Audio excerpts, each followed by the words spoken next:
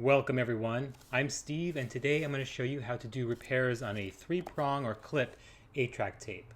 I'll be using Switched on Bach by Wendy Carlos. This is a fantastic album. I've never personally owned it, so this is a great opportunity for me to actually really listen to it.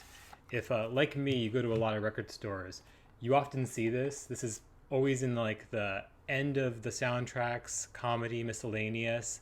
They tend to put this in like the experimental section. It's synth music. It's not disco synth. It's much more mood music. It fits right in line with a lot of the 8-tracks that I like. I'm really into the like dealership tapes, and those tend to just be sort of, again, mood music, just sort of ambient, just nice background stuff. I like that a lot with the 8-track tapes that I've been finding. So yeah, let's get into it. 3-prong. This is a great beginner tape. I say prong, but clips. They're probably more like clips than prongs. And then I'll replace the foam pad. It definitely needs to be replaced. And then probably the splicer too. This is an older style 3 clip. You can tell because it has that sort of, I don't know, ridged sides down here. But a great beginner tape. So let's get started. All right, here we have Switched on Bach. I'm just going to take it out of its sleeve here. And it is the 3 clip style. Just taking a look around, see if there's anything. And I can tell already that this foam pad is gonna need to be replaced. It does not have any bounce to it. So let's get started. It's a pretty blue. Using my trusty flat head screwdriver. And this plastic's a little soft, but everything seems to be okay. Doesn't feel brittle, just feels a little soft. I think we'll be okay. There's that first one. That's all it's gonna let me open so far. I need to get the bottom 2 here.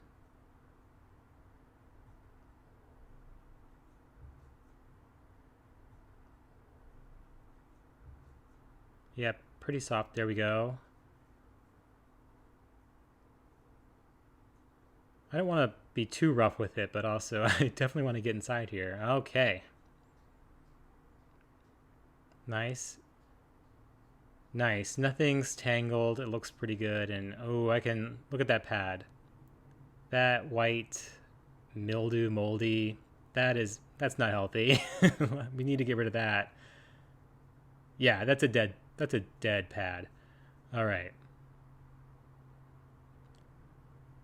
I mean, the white mold aside, that pad would be toast, but I have some fresh, brand new ones that I've ordered online, and you can make pads yourself. I've done it tons of times. I tend to just get like upholstery foam and then cut it to size, but having these pre-made ones makes this go a lot quicker. Some folks, and I've done this in the past, will do a little cut so that it fits through the little clip there, but I'm just going to tuck it under, get the plastic all lined up. Now that's good. I'm happy with that. That looks really good.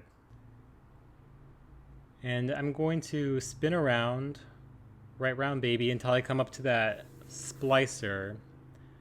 Again, if the 8-track's open, it's a good time to do all the repairs. I want to be really mindful not to tangle up the ribbon. Getting inside an 8-track is one obstacle, but then a tangled ribbon is its own beast, and I don't want to be messing with a tangled ribbon.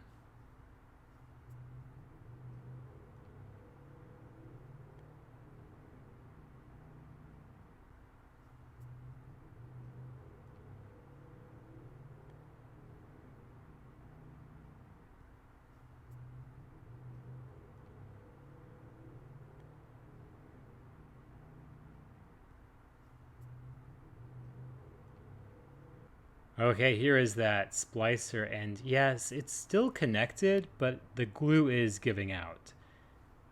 This is honestly like right where you want to replace the splicer. Sometimes you can get away with it. It's pretty well on there, but this is sliding off too easily that we would definitely want to replace the splicer here.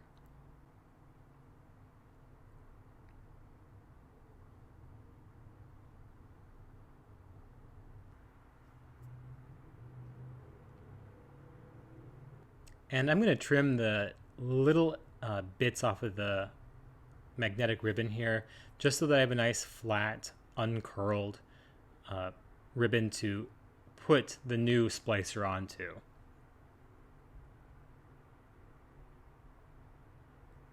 I eyeball everything. I'm not super precise. It's about, a 1/4 of an inch, a little over 1/4 of an inch in length. Take the backing off of the adhesive. And I'm going to marry these two ends, making sure that I have both correct sides up. Also being mindful not to pull the ribbon out. I don't want to get it all tangled up.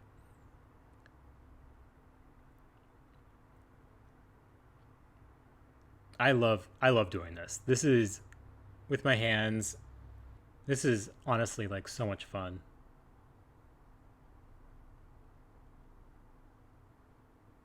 A big part of 8-track collecting is preserving the 8-track. And I'm not making it the most beautiful. I'm not necessarily, doing a super deep clean on the 8-track, but oddly, the ribbon that has the music on it is the toughest part of the 8-track. The plastic gets brittle and soft, the pads get gushy and mushy, the magnetic splicer's glue will pop off.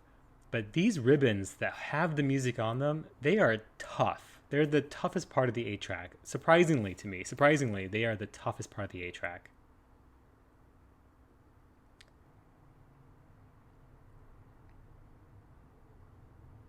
Being mindful not to get that ribbon caught up in the plastic there.